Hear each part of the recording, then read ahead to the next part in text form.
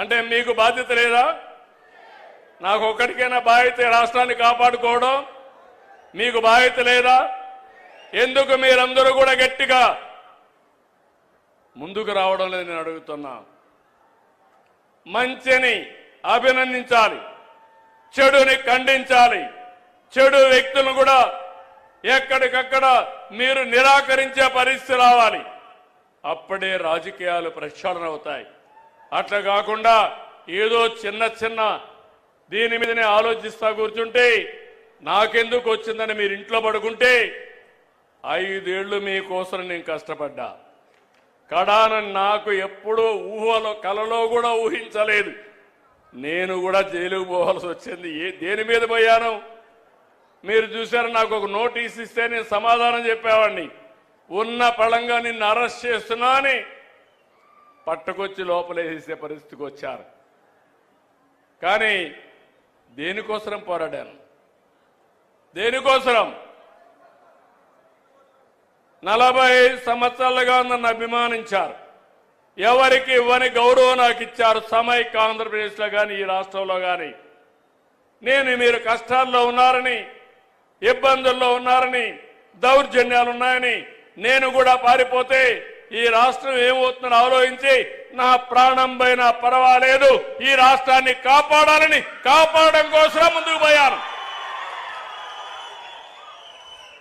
చాలా మంది అన్నారు జైల్లో నుంచి మీరు తిరిగి రారన్నారు. నేను ఎప్పుడూ భయపడలేదు. నేను ఒకే మాట చెప్పా, నేను 23 క్లెయిమోర్ మైన్స్ నా మీద వేసినప్పుడే భయపడకపోతే దీనికి నేను భయపడనని చెప్పాను. ఒక పద్ధతి కోసం, ఒక పర్పస్ కోసం ఉన్నప్పుడు భయపడను. అది నా నైజం. ఇప్పుడు చూస్తే నిన్న సాక్షాత్తు వెంకటేశ్వర స్వామి ఫోటో కూడా కౌన్సిల్లోకి తీసుకెళ్లిపోయారు. ఏం తమ్ముళ్ళు, ఇది మీకు న్యాయం అనిపిస్తుందా? న్యాయం అనిపిస్తున్నానని మిమ్మల్ని అడుగుతున్నా.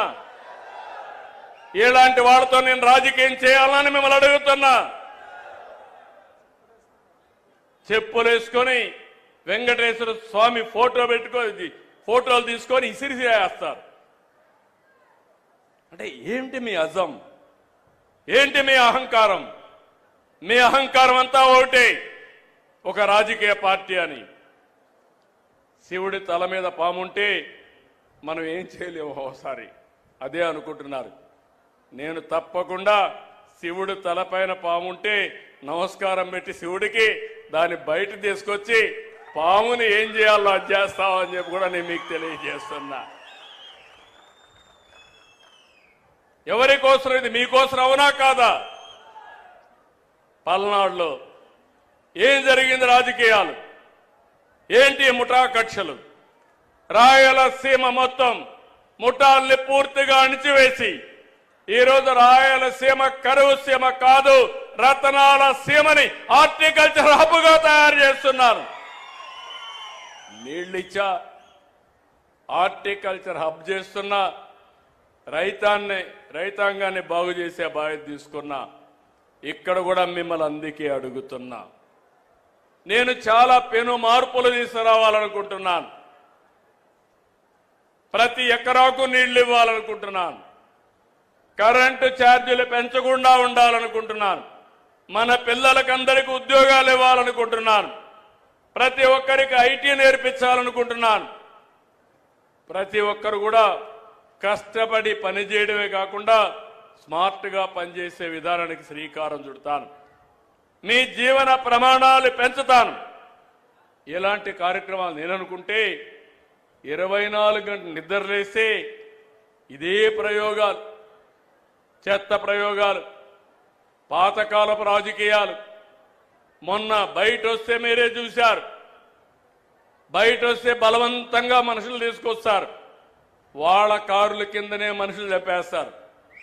చంపేసి మళ్ళీ గవర్నమెంటే చంపిందని మన మీద నెప్పవేస్తారు. పరామర్శలో పోతారు. పోతూ పోతూ మనుషులు చంపేస్తారు. వీళ్ళు మాత్రం పరామర్శించరు. బతుకుండే వాళ్ళని పరామర్శిస్తారు. బూతులు తిట్టిన వాళ్ళని పరామర్శిస్తారు. నీకోసరం వచ్చి చనిపోతే పరామర్శించిన పార్టీలు ఇవన్నీ. అందుకే నేను అడుగుతున్నా, నేను చెప్పకూడదు అనుకున్నాను. వెంకటేశ్వర స్వామి విషయం